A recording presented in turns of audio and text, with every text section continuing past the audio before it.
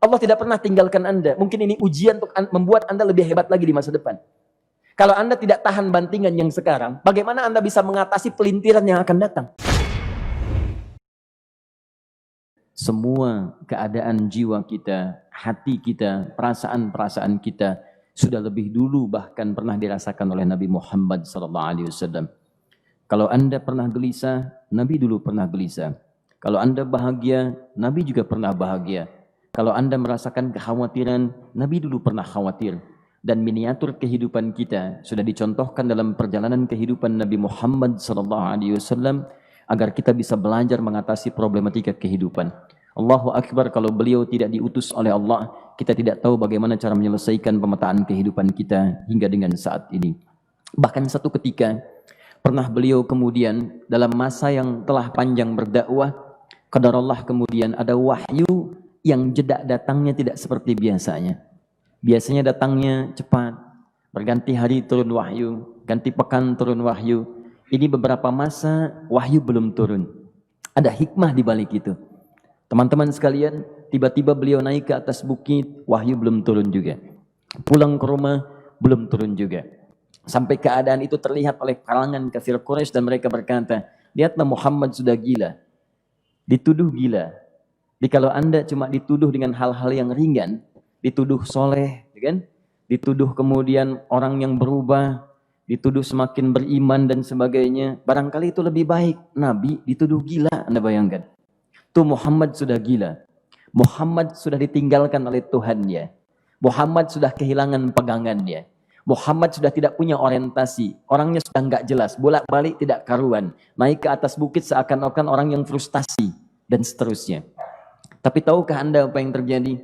Setelah berbagai cacian, makian, tuduhan macam-macam diterima oleh Nabi SAW, lantas tibalah masanya Allah menurunkan satu surah, bahkan disandingkan dengan surah yang lainnya, bersandinglah dua surah ini secara bersamaan turun. Surah ke-93 dan surah ke-94-nya terkait berkelindan memberikan satu harapan yang sangat panjang. Kata Allah, "Wadduha wal laili idza saja." Ma wadda'aka rabbuka wa ma qala walal akhiratu khairul laka minal ula walasawfa yu'tika rabbuka fatarda alam yajidka yatiman fa'awa wa wajadaka dhallan fahada wa wajadaka 'ailan fa'aghna fa ammal yatima fala taqhar wa ammas sa'ila fala tanhar wa amma bi ni'mati rabbika fahaddits. Ya Muhammad, saya bersumpah dengan waktu duha. Kalau kita baca dengan ilmu balaghahnya, itu bukan sekedar sumpah mengilustrasikan waktu duha. Karena di ilmu balaghah itu nanti ada 3 turunan ilmu. Ada disebut ilmu ma'ani, ilmu mencari kata-kata sehingga ungkapannya sesuai untuk disampaikan. Mana kata-kata yang tepat untuk disampaikan dalam konteks yang ingin dibicarakan. Itu ma'ani namanya. Kemudian setelahnya ada ilmu bayan, bagaimana mengemas kosakata yang bagus ini sehingga bisa disampaikan dengan jelas, orang tidak bingung menerimanya, paham maksudnya. Kemudian setelah itu kadang-kadang jelas kalimatnya, tapi kedengarannya tidak indah. Woi, rapatkan, woi, apa belum paham juga? Rapatkan saf. Nah, memang jelas, tapi nggak ngenakin. Maka bagaimana caranya disampaikan dengan jelas, tapi hati kita terasa nyaman, memuji. Terasanya nyaman diserahkan kepada Allah, tapi ada kebahagiaan, disampaikan tidak terasa tergurui, diperintahkan serasanya diberikan jalan untuk mendapatkan kebaikan. Maka yang ketiga disebut dengan ilmu badi' namanya. Ilmu menghiasi kalimat yang disampaikan sehingga terasa dengan nikmat. Turunannya nanti ada majaz namanya. Mengambil sebuah kalimatnya untuk diposisikan pada kalimat yang nyaman disebut dengan kinayah turunannya. Maka teman-teman kata Allah, wadduha. Diterjemahkan demi waktu duha, bukan sekedar waktu duha, karena duha itu ada cahaya yang indah, dirasakannya enak. Antum keluar waktu duha kan enak tuh, berjemur, kata orang Sunda moyan gitu kan, datang, bahkan sampai dianalisis ada vitamin D-nya bisa terasakan, ya. Kemudian setelah itu ada kenikmatan, enak suasananya, seakan-akan dunia milik sendiri, yang lain numpang. Wah, nyaman keluar itu. Baik, jadi wadduha itu ingin bersumpah mengilustrasikan waktu kenyamanan yang pernah dilalui.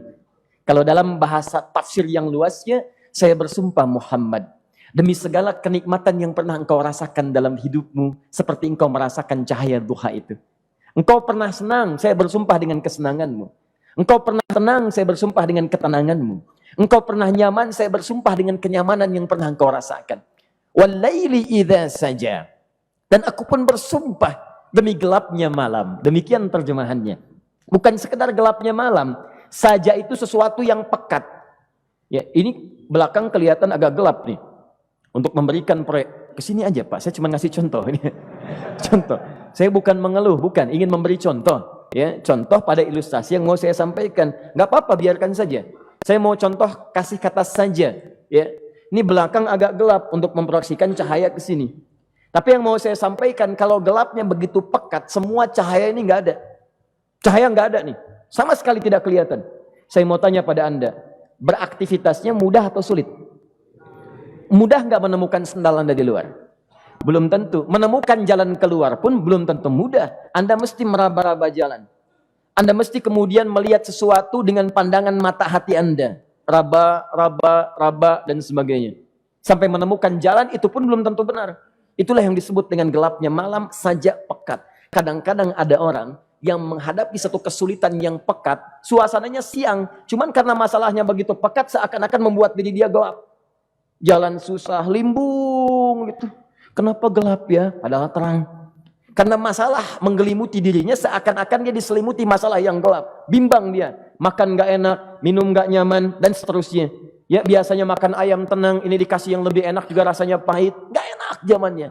Maka kalau kita ilustrasikan dalam suasana tadi Muhammad, saya bersumpah, engkau pernah hidup nyaman, ataupun engkau mengalami masalah yang sangat pekat dalam kehidupan. Engkau alami sesuatu yang dahsyat sampai engkau bingung, bimbang, pekat, mereka menuduhmu dengan macam-macam. Ma wadda'aka rabbuka wa ma qala. Saya pastikan kepadamu, dalam keadaan nyamanmu seperti dulu ataupun engkau bimbang seperti sekarang, Tuhanmu tidak akan pernah meninggalkanmu ataupun menuduhmu gila. Orang-orang yang dekat dengan Allah Subhanahu wa taala, maka Allah akan menjaganya baik dalam keadaan yang tenang dan nyaman ataupun dalam kesulitan yang luar biasa. Walal akhiratu khairul laka minal ula. Nanti saya akan tunjukkan kepadamu. Jika kamu telah tabah dan sabar menerima cacian mereka, menerima tuduhan mereka, nggak apa-apa, ini kan muqaddimah. Masa kamu masih panjang. Kamu masih panjang dalam berdakwah. Kehidupan kamu masih panjang membawa tugas dan misi. Kalau kamu belum bersabar pada yang sekarang, bagaimana dengan yang di masa depan? Tapi saya pastikan kepadamu, jangankan yang seperti ini, masalah pekat yang paling hebat pun kamu akan hadapi, yang membuat kamu sedemikian sulit lebih daripada ini, yakinkan pada jiwamu, aku tidak akan pernah meninggalkanmu. Ini prinsip dalam kehidupan kita. Jika Anda menggantungkan hidup kepada Allah, Anda bersandar dengan baik kepada Allah, maka ayat ini akan mengatakan, teman-teman sekalian, Allah tidak akan pernah meninggalkan Anda dalam setiap kehidupan Anda. Nanti, sekarang perjuangan, kata Allah, walal akhiratu khairul laka minal ula. Nanti saat kamu tiba di akhirat, saya akan tunjukkan kepadamu ada yang lebih hebat yang tidak pernah engkau rasakan sebelumnya saat di bumi. Tidak akan ada lagi kesulitan yang kamu hadapi. Tidak akan ada lagi cacian yang kamu kemudian hadapi. Tidak ada lagi kemudian tuduhan yang kemudian kamu rasakan. Aku akan berikan apapun yang kamu inginkan sampai kamu puas. Wala sawfa yu'tika rabbuka fatarda. Nanti kamu pengen apapun, aku berikan. Kalau saufa masih ada jeda, ya. Kalau bahasanya wa yu'tika mungkin seketika. Tapi ketika mengatakan saufa, artinya bukan saat ini Muhammad. Sekarang pun aku berikan, tapi nanti yang di akhirat aku berikan sampai kamu merasa puas. Ayo minta apa saja. Hadir, hadir, hadir, hadir. Tapi yang paling indah, kalau kamu tidak percaya, alam yajidka yatiman sa'awa. Cobalah ingat, kalau sekarang sedang susah, coba ingat dulu. Bukankah saat kamu yatim, aku yang merawat sampai kamu tidak merasakan kegelisahan itu? Lahir bapak tidak ada, aku cukupkan dengan kakek. Kakek meninggal, aku hadirkan ibu dan paman hadir di sekitaranmu. Ibu meninggal, ada kakek. Kakek meninggal, ada paman. Dan Khadijah hadir di sekitaranmu. Bukankah aku rawat pada saat itu? Wajadaka dhallan fahada. Kamu sedang bingung, sedang susah. Bukankah sering aku berikan petunjuk kepadamu? Wajadaka ailan fa'aghna. Kamu merasakan kesulitan, lahir dalam keadaan yatim, tidak ada pendukung, maka aku jadikan kaya. Bukankah saat kamu menikah dengan Khadijah, aku tambahkan lagi pendukung untuk misi dakwahmu? Ini pesan dalam Al-Quran. Kalau Anda sedang merasa susah, kalau ingin menenangkan diri, ingat-ingat yang baik-baik yang dulu. Kalau Anda sedang jatuh dalam bisnis, ingat-ingat saat Anda meningkat dalam bisnis Anda. Allah tidak pernah tinggalkan Anda. Mungkin ini ujian untuk membuat Anda lebih hebat lagi di masa depan. Kalau Anda tidak tahan bantingan yang sekarang, bagaimana Anda bisa mengatasi pelintiran yang akan datang? Karena dalam kehidupan bukan cuma dibanting. Anda mungkin mengalami penyingkiran, penyungkuran, lipatan, guntingan, bantingan, macam-macam. Jadi kalau satu gaya belum bisa Anda atasi, bagaimana Anda bisa berharap mendapatkan turunan yang lainnya? Selalu ingat bahwa jika hidup Anda ingin tampil gaya, Anda harus merasakan tekanan dalam kehidupan. Karena F selalu berbanding lurus dengan P, hukum Pascalnya. Gaya berbanding lurus dengan tekanan. Orang yang ingin tampil gaya dalam kehidupan, maka dia mesti siap menghadapi tantangan-tantangan hidup yang diatasi. Turun ayat. Sampai ujungnya. Jadi kalau kamu sudah begini lagi, jangan pernah kamu membentak orang lain. Jangan pernah merendahkan orang lain. Karena Allah pun menjaga setiap hamba sepanjang ia mendekat kepadamu. Setelah itulah turun kemudian surah Al-Insyirah.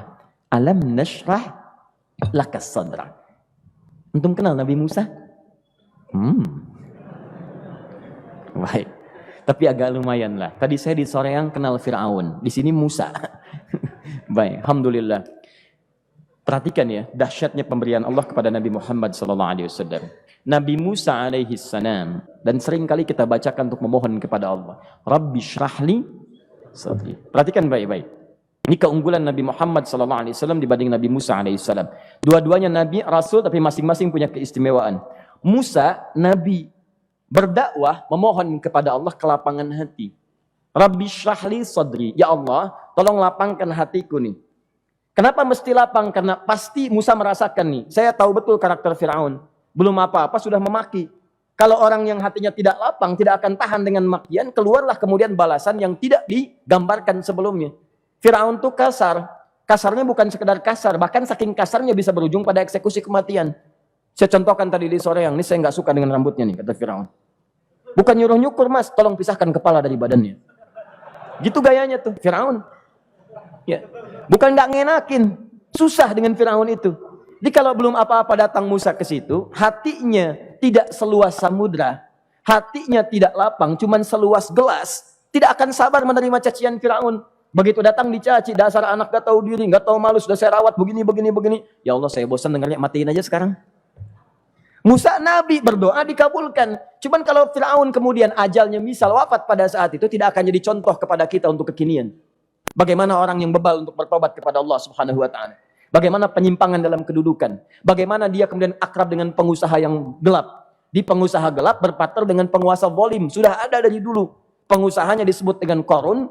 Kemudian mohon maaf, ya, yang pemimpinnya disebut dengan Fir'aun, tokoh intelektualnya disebut dengan Haman. Makanya cerita ini komplit di Quran, sudah ada. Di setiap persoalan dalam kehidupan masyarakat disebabkan tiga hal yang berkolaborasi. Kalau bukan penguasa zalim, berpartner dengan pengusaha gelap, ditopang oleh intelektual yang sembrono. Itu persoalan. Jadi kalau ada sekarang intelektual menyalahgunakan kepintarannya, dia terlambat, sudah ada Haman dulu. Dan gak usah bersaing, dia bisa bikin piramida, Anda belum tentu bisa membuatnya. Kalah Anda, masih kalah hebat. Ya, jadi kalau dititipkan sesuatu, jangan disimpangkan. Yang ingin saya sampaikan, Musa mengatakan, Rabbi syrahli sadri. Nabi berangkat berdoa dikabulkan oleh Allah. Nabi Muhammad belum minta turun ayat. Alam nashrah laka sadrak.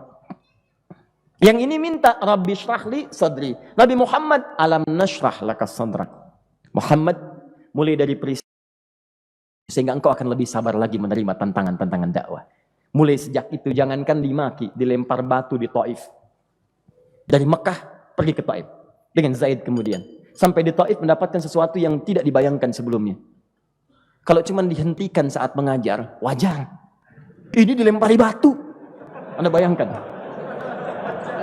Bisa kebayang nggak? Lempari batu tuh. Lempar, dilempar. Zaid jadi tameng, berdarah-darah, kemudian mundur. Mundur, beristirahat di bawah tepian pohon. Begitu beristirahat, datang malaikat penjaga dua gunung. Turun malaikat dengan kesal mengatakan, Ya Rasulullah, mud yadaika ilas sama. Ya Rasulullah, angkat tanganmu ke langit. Minta kepada Allah, aku angkat dua bukit di Taif, aku himpit keduanya mereka. Aku himpit penduduk Taif dengan dua bukit itu. Apa jawab Nabi? Karena sudah mendapatkan kelapangan, ketenangan, belajar dari peristiwa-peristiwa tadi, indah jawabannya. Lah, katanya, tolong jangan lakukan. Innahum qaumun la ya'lamun. Mereka belum paham saja. Mereka belum mengerti. Tolong jangan lakukan. Aku bermohon kepada Allah. Boleh jadi nanti di masa depan akan ada hamba-hamba terbaik yang lahir dari bumi Taif ini. Kemudian beliau berkata, Rabbi, ina man takilluni. A ila qaribin yu'limuni am ila ba'idin yu'dhini fa ana radin ma lam taghdab ilayya. Ya Allah, kemana lagi engkau akan utus aku untuk berdakwah setelah peristiwa ini? Apakah tempatnya lebih dekat aku jangkau sekarang, tapi di situ aku akan disakiti lagi? Ataukah jaraknya masih jauh, tapi di tempat itu aku akan dizalimi lagi? Aku ridha ya Allah dengan itu semua, asalkan engkau tidak marah kepadaku. Asalkan engkau tidak marah kepadaku. La haula wala quwata illa billahil aliyil azim. Begitu kelapangan itu muncul, ridha dengan ketetapan dan siap, tabah, kuat, hadir dalam jiwanya. Tiba-tiba turun undangan, tunaikan Isra dan Mi'raj. Diangkat statusnya, naik mendekat kepada Allah Subhanahu wa taala. Dihilangkan bebannya, wa wada'na anka wizrak alladzi anqadha dhahrak. Itu hikmah, teman-teman.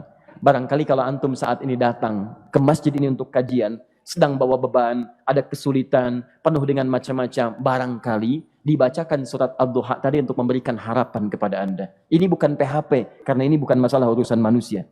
Ini adalah janji yang tidak akan pernah diingkari. Innallaha la yukhliful mi'ad. Kata Allah, Anda punya masalah, ingat suasana tenang pada masa lalu. Bukankah saya memberikan ketenangan kepadamu?